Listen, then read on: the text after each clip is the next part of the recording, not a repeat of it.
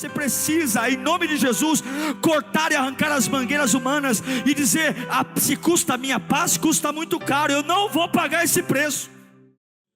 Eu quero que você abra a sua Bíblia no livro de Filipenses, capítulo 4, versículo 4, carta do apóstolo Paulo à igreja de Filipos. Filipenses 4, 4.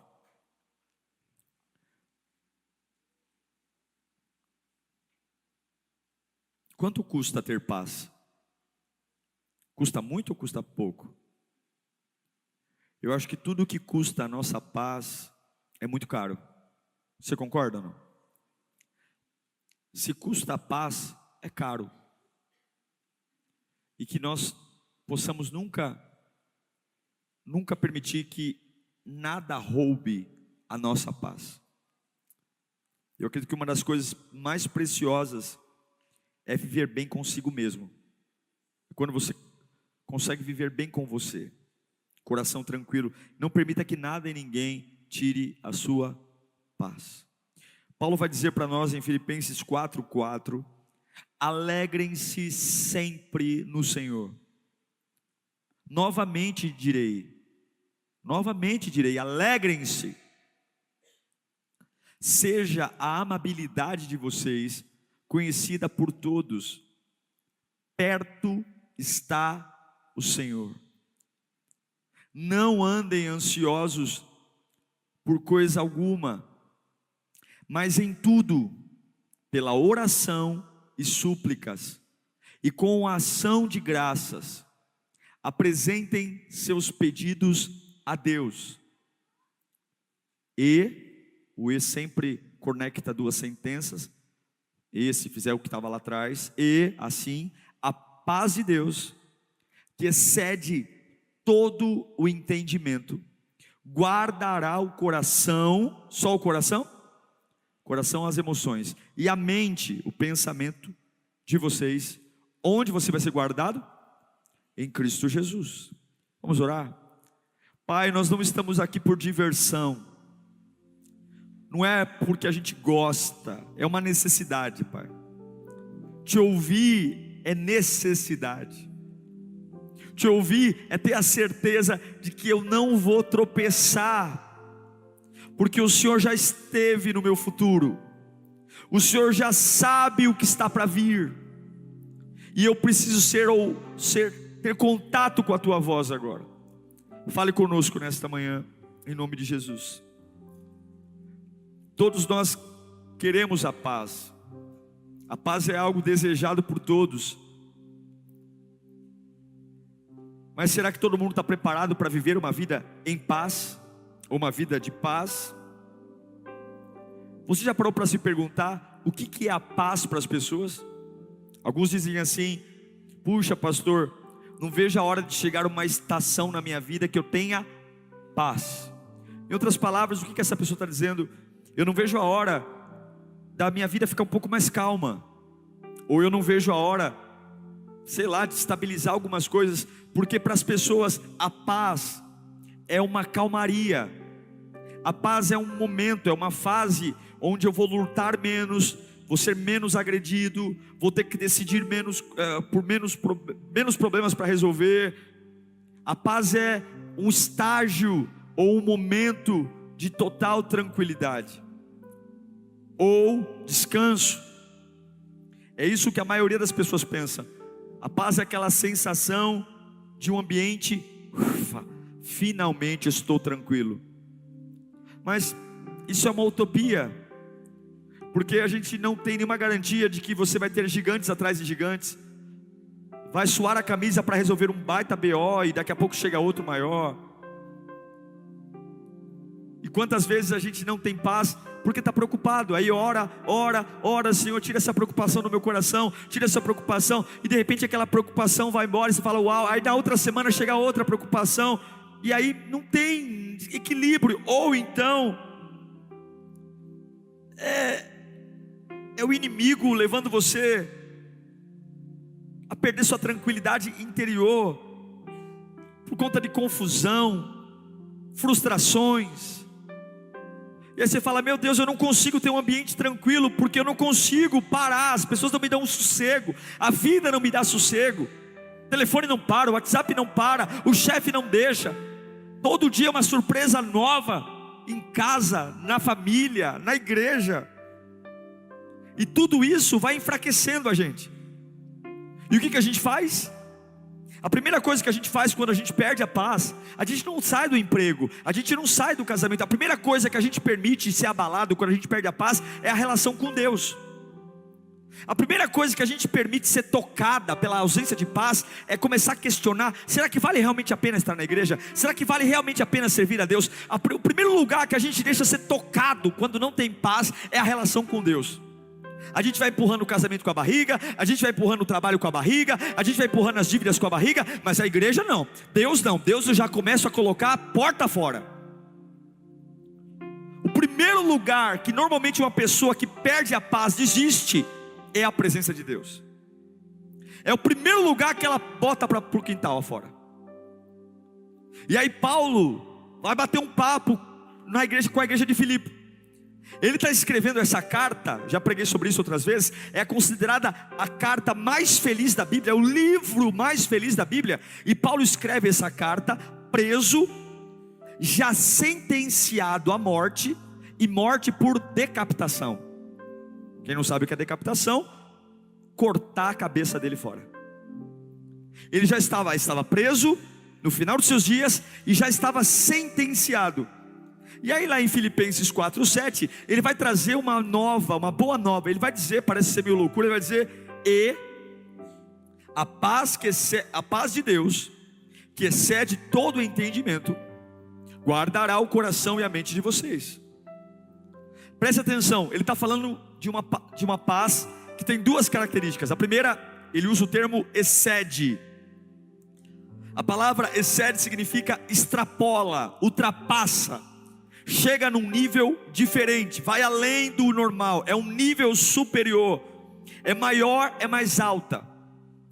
Ele está falando que em Deus eu tenho uma paz que ultrapassa, excede todo o entendimento. A ideia que Paulo está nos dando é algo que foge da compreensão do que é paz diante dos homens. Os homens dizem o seguinte: eu não vejo a hora dessa pessoa ir embora da minha vida para eu ter paz, eu não vejo a hora de pagar essas dívidas para eu ter paz, eu não vejo a hora do meu filho sair das drogas para eu ter paz. E a gente vai colocando lugares, ambientes, e Paulo está dizendo: não precisa, tua vida não precisa melhorar, tua vida não precisa ficar mais calma, porque essa paz não é produzida nos homens, e a paz que está em Deus, ela excede, transcende, ela vai além, ela supera qualquer paz possível encontrada num lugar, numa pessoa e no ambiente. É a paz que excede todo o entendimento. Qualquer paz que é encontrada no homem é uma paz comum. Somente a paz do príncipe da paz excede o entendimento. Pode fazer o esforço que for, você não suporta. Pode cantar, tocar, pregar, pode ser um belo marido, uma bela esposa. A paz que ultrapassa o entendimento é em Deus. Então Paulo está dizendo, preso com sentença de decapitação, ele está dizendo: se você estiver envolvido em Deus, e é exatamente o que a gente não faz quando perde a paz. Perdeu a paz, para de orar, para de vir para a igreja, para de servir. Alguns chegam e falam assim: ai pastor, eu vou dar um tempo da igreja, porque eu não estou bem. Eu vou dar um tempo da obra, eu preciso de um tempo para mim. Para você o quê? Eu preciso ficar um tempo no meu canto, para eu conseguir entender. Você vai entender o quê? Você quer reagir como todo mundo reage? A paz que ultrapassa o entendimento, ela vem só de Deus, só dele. Então no pior momento eu estou matando a comunhão com o único que tem a condição de me dar uma estrutura, de que se nada mudar na minha vida, eu não morro e eu não caio. Quanto mais comprometido com Deus, mais paz, a paz que excede. E ele fala o seguinte, duas características dessa paz: ela excede e ela contempla todo entendimento. O que significa isso? É a sua capacidade máxima de pensar. Porque a paz, ela não é só sentir, a paz é reagir. Uma pessoa que tem paz, ela fala de forma equilibrada, ela tem palavras equilibradas, ela não se expõe, ela sabe como reagir, ela sabe como falar. Ela traz o seguinte: a paz que vem de Deus, ela ultrapassa e ela excede todo o entendimento. É a paz que faz você, mesmo que não se tenha razão alguma, mesmo que não se tenha compreensão alguma, continuar tendo respostas na sua boca, continuar tendo argumentos, continuar tendo decisões sábias, porque essa paz, ela excede o que você vê, o que você ouve, o que você sente. Ela vem de Deus, e Deus não está conectado com a tua opinião, com a tua sensação, ou com o teu achismo. Deus já esteve no teu futuro, e antes da fundação do mundo, antes mesmo do diabo ter colocado o pecado no coração do homem, Deus criou todo homem com um projeto de vitória, um projeto de vida. E essa paz não está conectada ao que fizeram com você, ou o que vão deixar de fazer com você, mas em si com o que o autor e consumador da tua fé pensa a teu respeito. Essa é a paz, e diz que essa paz guardará o seu coração. Você vai ter um cantinho, uma caixinha, que vai colocar a tua alma lá dentro. E aonde é essa caixinha? Vai guardar o teu coração e a tua mente em Cristo Jesus. Onde está guardada a caixinha do teu coração hoje? Está na mão de quem? Quem que espreme tuas emoções? Quem que acorda de manhã e fala assim: hoje eu vou endemoniar aquele irmão lá e vou tirar ele do sério? Tem alguém que faz isso que é capaz de fazer isso com você? Você anda torcendo, como diz o mundo, né? Fazendo figa, torcendo, para que deixem você em paz? É? Ai, Senhor, pelo amor de Deus, quero só ter paz. Que hoje, essa paz medíocre, essa paz ridícula, essa paz que confere a um homem o poder de você estar bem. Paulo diz: e a paz que está em Deus ultrapassa e contempla todo entendimento, e ela vai guardar o seu coração. O que Paulo está dizendo é: eu estou preso, eu estou sentenciado à morte, minha cabeça vai rolar numa bandeja, mas eu me sinto em Deus protegido e seguro. E eu acredito com todas as minhas forças que nesta manhã Deus vai derramar sobre a sua vida esta paz. Deus vai derramar sobre a sua vida, sem mudar nada fora de você, mantendo tudo exatamente como está. Você vai ter uma paz que ultrapassa o que você vê, ouve, sente, e vai ter palavras e pensamentos sábios, porque Deus não errou em relação a você. Agora, o que Paulo diz? Ele diz: olha, que essa paz, essa expressão é linda, em Cristo. Ela denota relacionamento, ela denota comunhão.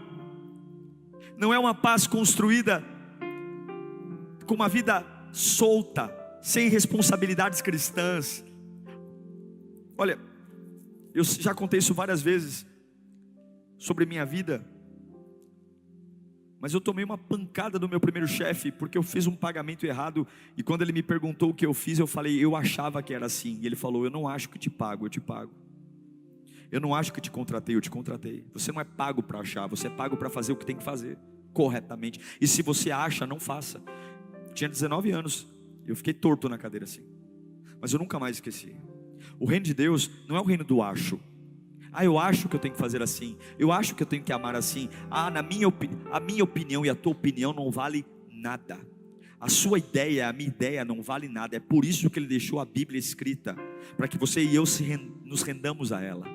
Eu sei que é difícil, eu sei que é muito difícil, e alguns falam assim para mim: nossa, pastor Diego, é difícil ter paz no meio da prisão. Mas Deus deixou um exemplo de um homem pecador igual a mim e a você. Se Paulo conseguiu, você consegue. Só não consegue se você não estiver em Deus. Está na hora de você parar de esperar das pessoas. Alguns querem ter a paz que excede o entendimento, sendo alimentado por lugares, por pessoas. Se você focar em Cristo Jesus, o meu Deus não é mentiroso. O teu Deus é mentiroso? Não. O meu Deus não volta atrás da sua palavra, Ele é fiel. E o que Paulo fez? Se você puder anotar isso, anote. 3 coisas só. Como é que eu recebo a paz que excede o entendimento? Uma paz que me faz viver o pior momento da minha vida e não ficar louco. Uma paz que me faz viver o pior momento de traição da minha vida e não me afundar nas drogas. Uma paz que faz um homem que batalhou pelo Evangelho, está preso em Roma, e Deus não livrou ele, ele foi decapitado. Ele morreu com a cabeça fora do corpo. Só que lembre que eu falei que o versículo começa: e a paz. Esse "e" está conectado ao que Paulo fala antes da paz que excede o entendimento. Antes de receber a paz que excede o entendimento, tem 3 versículos que eu preciso ler. O primeiro deles, no versículo 4. Antes de falar sobre a paz que excede o entendimento, Paulo vai dizer: alegrem-se sempre no Senhor. Novamente direi, alegrem-se. Quem está falando isso? Um camarada que está na Disney? Que está no spa? Que está na praia?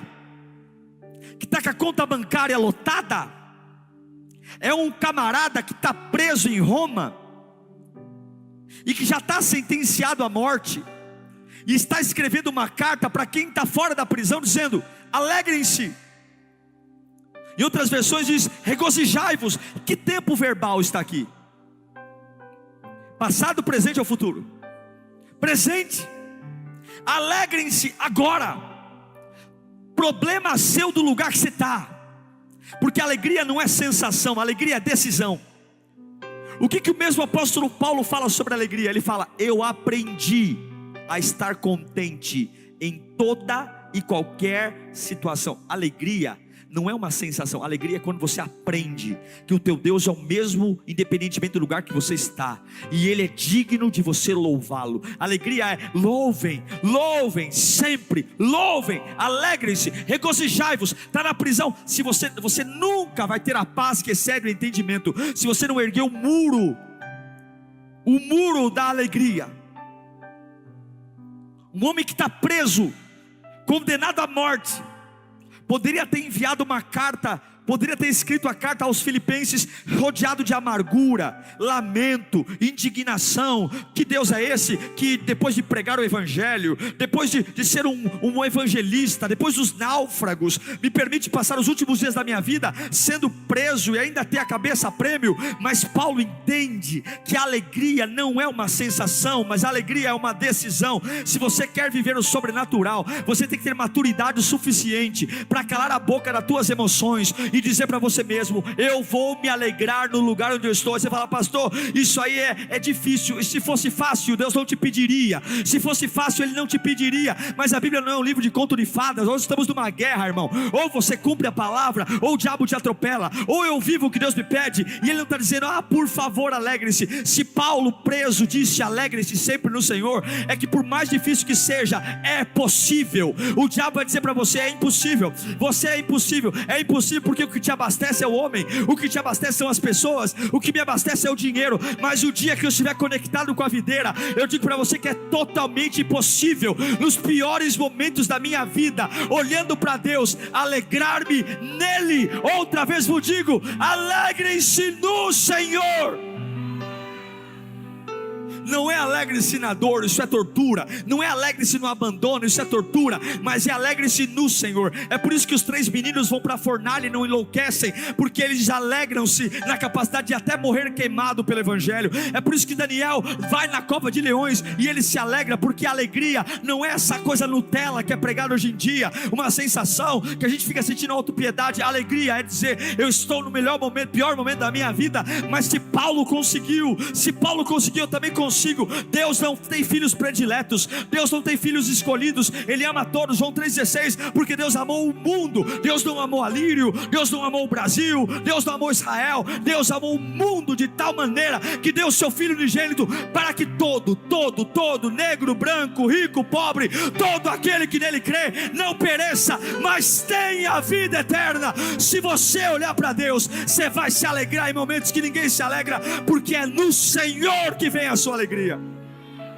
É nele.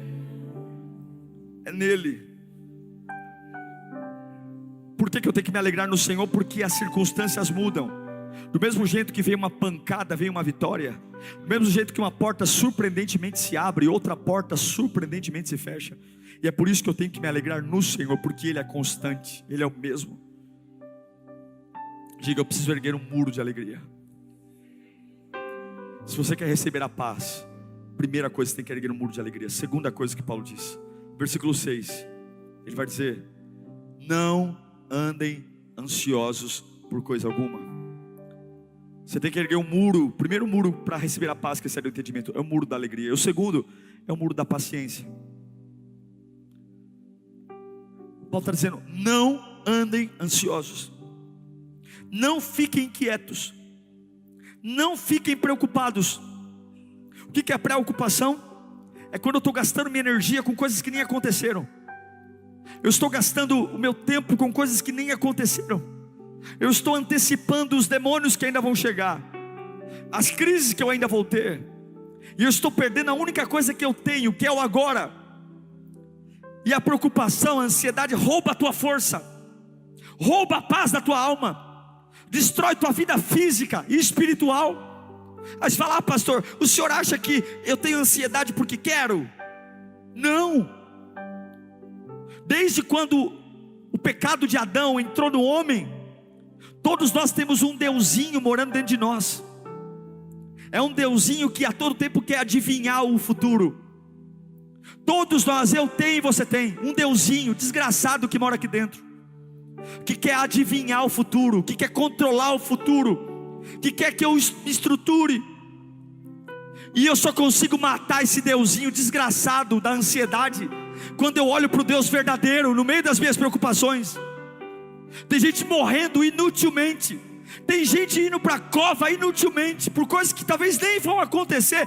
50% das tuas preocupações nem vão acontecer, e você está amarrado, destruído. A preocupação é como uma cadeira de balanço que te ocupa, te movimenta, mas você senta ali e levanta dali e está no mesmo lugar. Preocupação, ansiedade é um ato de rebelião contra Deus. Quando você vive uma vida ansioso, e eu vou dizer uma coisa: não tem como não ficar ansioso, mas tem dois tempos verbais. Uma coisa é estar, outra coisa é ser. Eu vou estar ansioso, é inevitável. Eu vou estar preocupado, eu vou ter momentos de ansiedade e preocupação. Agora eu não posso me tornar uma pessoa ansiosa. Eu não posso ser, não pode fazer parte da minha personalidade. Eu não posso ser conhecido pelos: ó, lá vai o ansioso, lá vai a mulher que não para de ser preocupada. Não, respeite a tua humanidade. Vai ter dia que você vai estar preocupado, vai ter dia que você vai estar ansioso.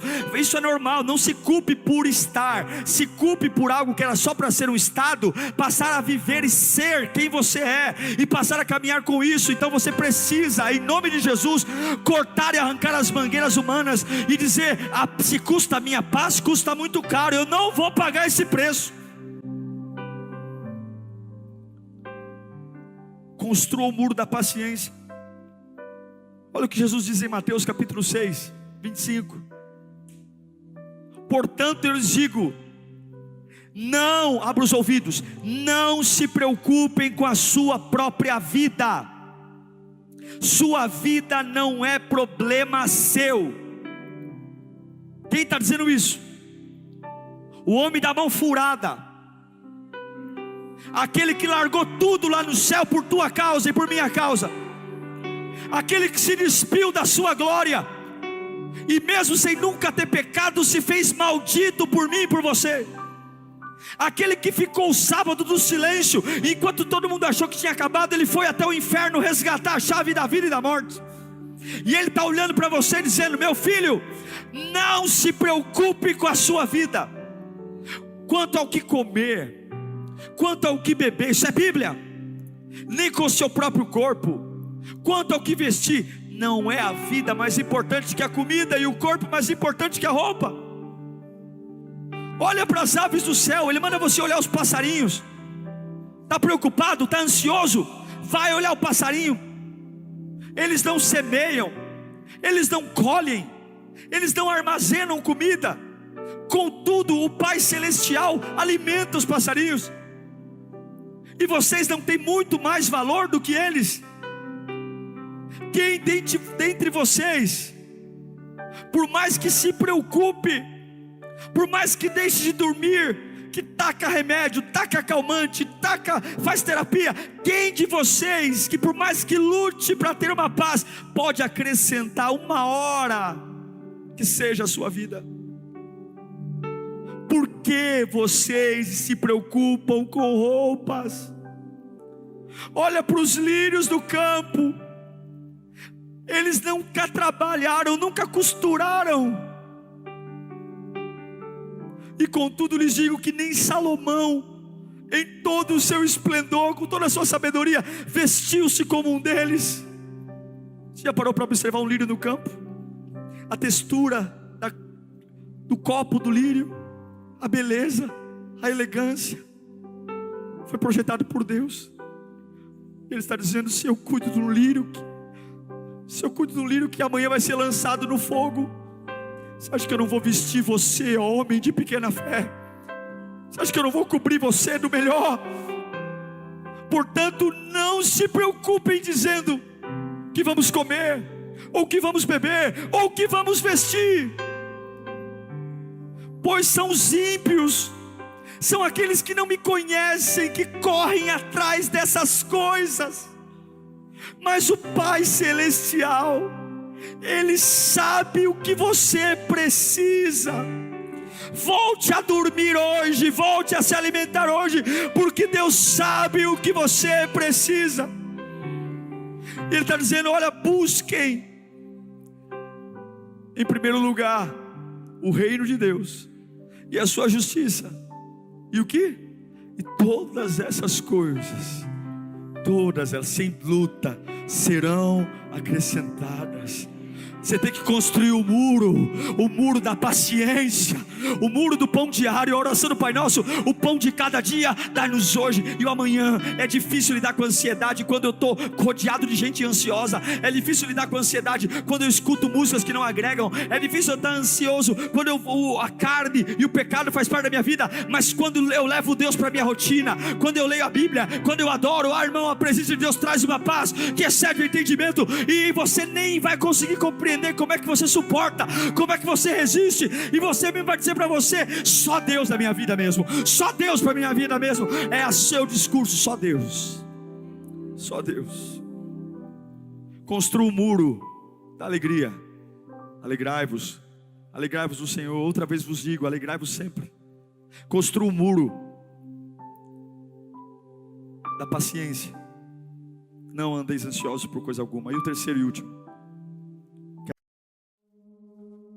we were in love that never meant to stay. Some things are real, even when they fade.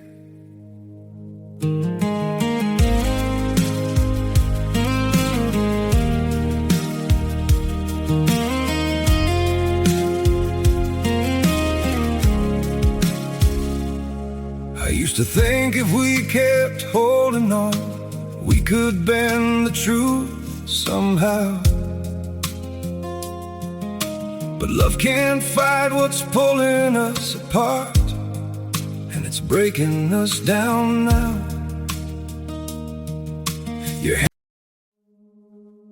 We were in love that never meant to stay. Some things are real, even when they fade.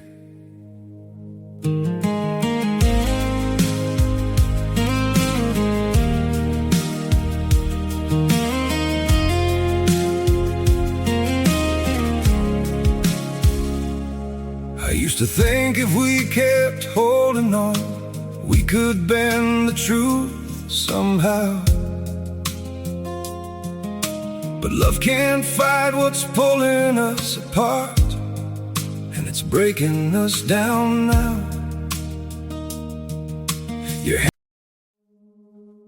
We were in love that never meant to stay. Some things are real, even when they fade.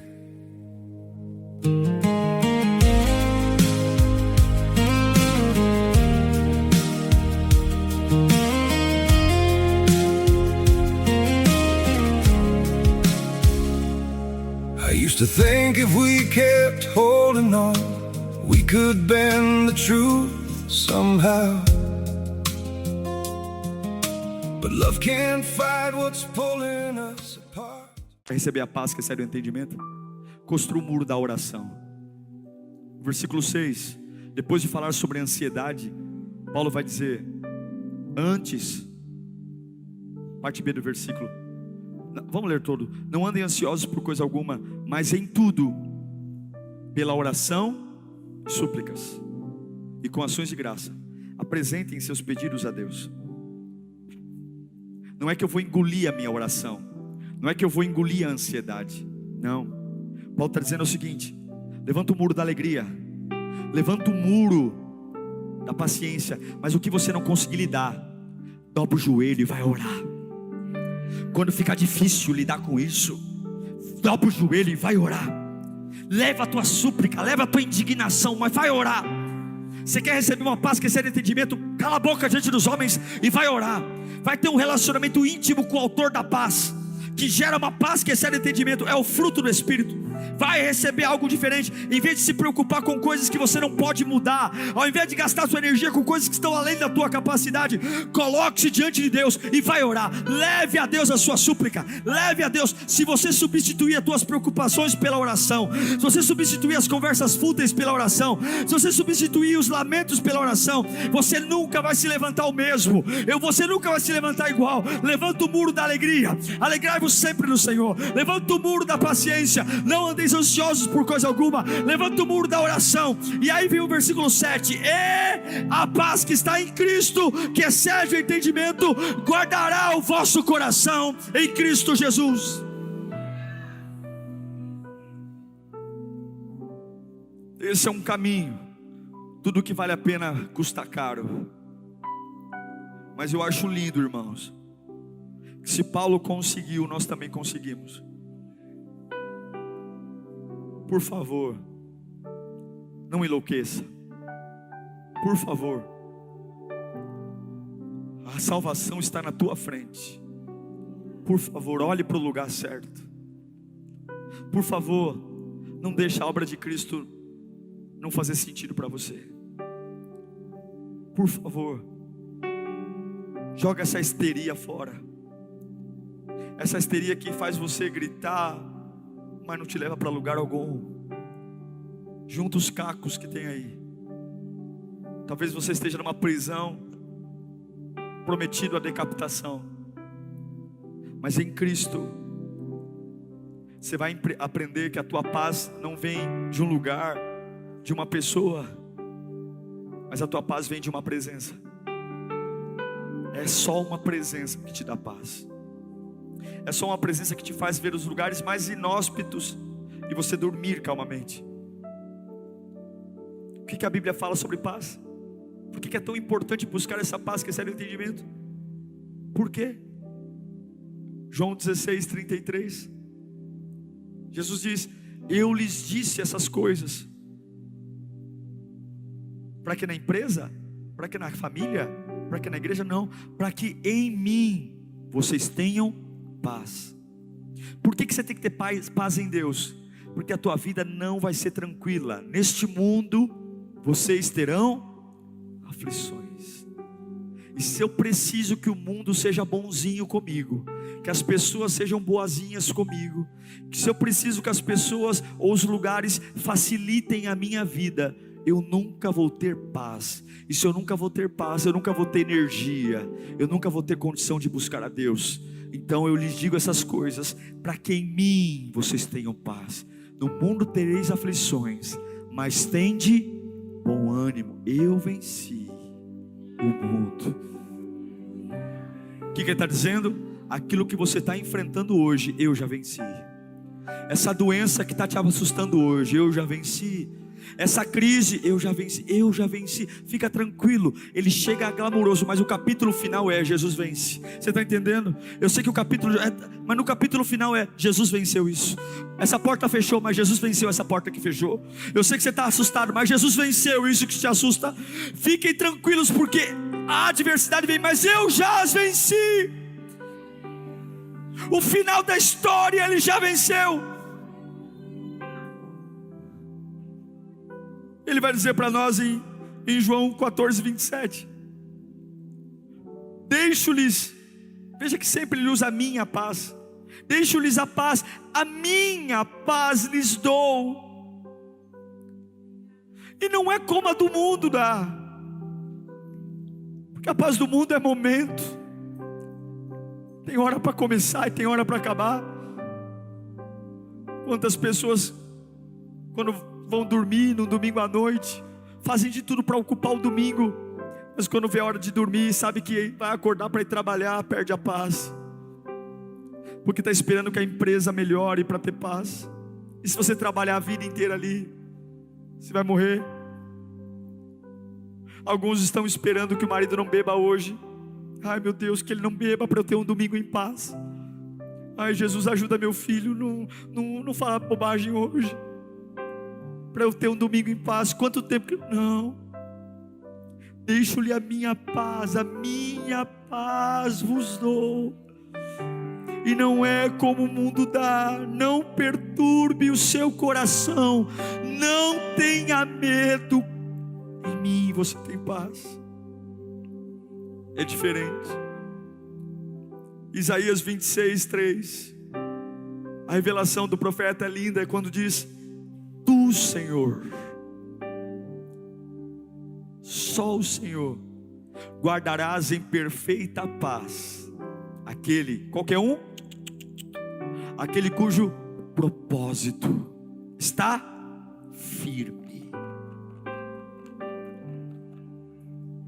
Porque confia, não é porque está feliz, não é porque está contente, não é porque tem dinheiro, não é porque está sendo amado, não é porque foi compreendido, não é porque passou no vestibular, não é porque a porta abriu, é porque confia em Deus. Por que o teu propósito está firme? Porque eu confio em Deus. Não é que a minha vida está fácil, é porque eu confio em Deus. Não é porque a minha vida está um mar de rosas, é porque eu confio em Deus. Não é porque eu fui curado, é porque eu confio em Deus. Não é porque eu paguei minhas dívidas, é porque eu confio em Deus. E esse que confia em Deus e mantém o propósito, a minha Bíblia diz que o Senhor guardará em perfeita, não é meia boca, não é qualquer jeito, é perfeita. E o que é perfeito é onde não há erro, onde não há falha, onde não há escape, em perfeita paz, aquele cujo propósito está firme. Eu estou abatido, mas está aqui o meu muro de alegria, está aqui o meu muro de paciência, está aqui meu muro de oração. Eu estou triste, mas está aqui meu muro de alegria, está aqui meu muro de paciência, está aqui meu muro de oração. E surpreendentemente, a paz que extrapola o entendimento guardará o seu coração e a sua mente em Cristo Jesus. Aleluia, aleluia, aleluia, glória ao nome do Senhor Jesus. Eu encerro dizendo que somente um relacionamento com o autor da paz, Ele fez a paz, que é iniciado por uma vida de paredes de alegria, louvor, acompanhado por uma parede de paciência, luta contra a ansiedade e oração. Só assim você vai ter a paz que ultrapassa o que todo mundo tem. E digo para você, se a tua vida não melhorar, ela não será mais um fator preponderante para você estar diante de Deus. Quando Paulo ora 3 vezes, esse mesmo Paulo, para Deus tirar um espinho da carne dele, na 3ª vez Deus diz para ele: não vou tirar, a minha graça, Paulo, te basta. Aí Paulo diz, ao invés de entrar em crise, ele fala: ok, eu queria muito que o Senhor tirasse, mas o Senhor está deixando, eu confio. Então ele fala assim: já que o Senhor não vai tirar, então eu me alegrarei no espinho. Eu me alegrarei, porque quando eu estou fraco, é agora que eu estou forte. Você não precisa ter a vida que todo mundo tem para ser feliz. Você não precisa ter o carro que todo mundo tem, a casa que todo mundo tem. Não projete a tua paz em coisas que podem ser tiradas de você. Casas se perdem, carros se perdem, relacionamentos acabam. Projete a tua paz naquele que desde o começo e até o fim é imutável e indestrutível. Amém?